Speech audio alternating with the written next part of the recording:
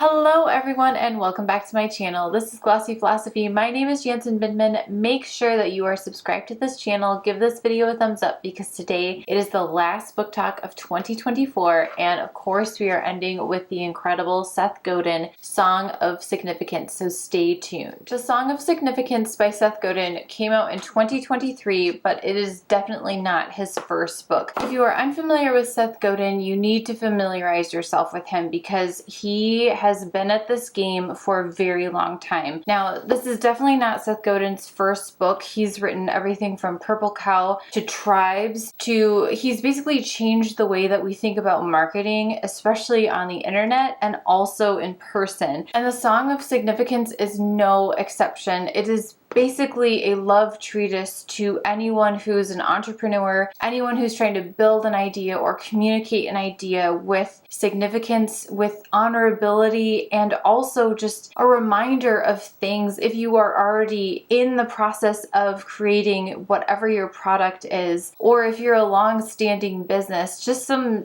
checklist things to go through if you are actually creating your own song of significance through your work. Now, this book was written during the pandemic, so it is very, very thoughtful. I feel like Seth Godin is nothing if he is not thoughtful. The way that he presents himself through his literature, through his TED Talks, through his interviews is very, very thoughtful. He thinks big picture, but he doesn't leave you hanging with what do I do with all the daily grind things. He has you ask some very important questions along the way, and it basically takes you from this is where we are in the world of marketing and business and building whatever it is you want to build, and this is where we need to go. And here are some things to think up along the way. Here are some things to discuss with your team, with management. I mean, it is definitely kind of like a revolutionary book in terms of marketing and business. And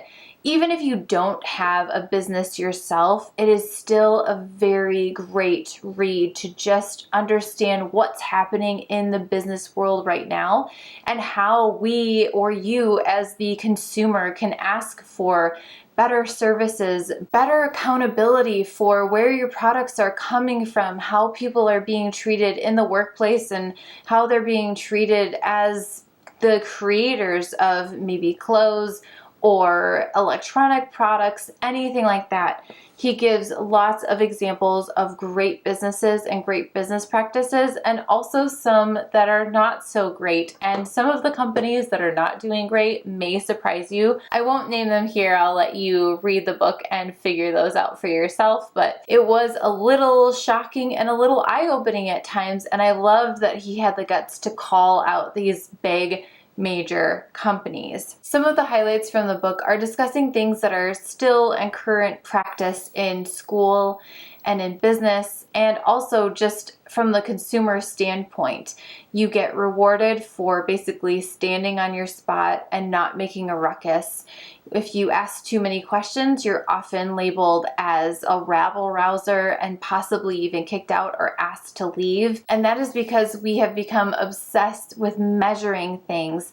And sometimes when you measure the wrong things, usually the easier it is to measure, the less significant it is. And Seth Godin says that if a business is only for profit and not for significance, they're not looking to change anything, they just want to make money, then they start to use people as resources. They start to use those metrics of the things that are easy to measure to promote people into management and just all the problems with management. And potentially the worst thing from Seth Godin's point of view is not having the right people in the right positions and not allowing your workers, your core workers who are on the ground floor doing a lot of that daily work for you, not listening to them, and also not rewarding those people who create that tension or ask those questions of, could this be better? There's a really interesting study that says that if you ask almost anybody worldwide, how can we make one thing better? And you can ask them any specific thing. 90% of people have some way to make things better. It's just something about humankind. We are constantly looking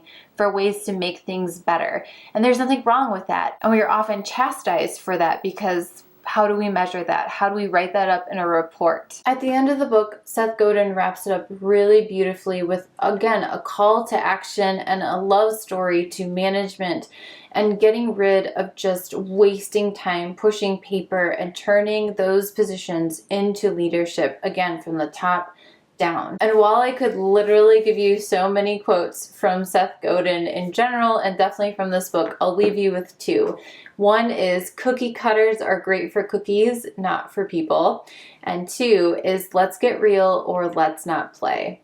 So that is the book talk for December 2024, The Song of Significance by Seth Godin. Thank you guys so much for watching this book talk and for joining me on the 12 awesome books that we covered this year. I will have the next couple of months listed down below if you would like to read along with me. The theme for next year is what are we fighting for? We are going to be talking about everything from women's rights to freedom of expression to, of course, military and battle stories. What are those characters actually fighting for? Do they understand it?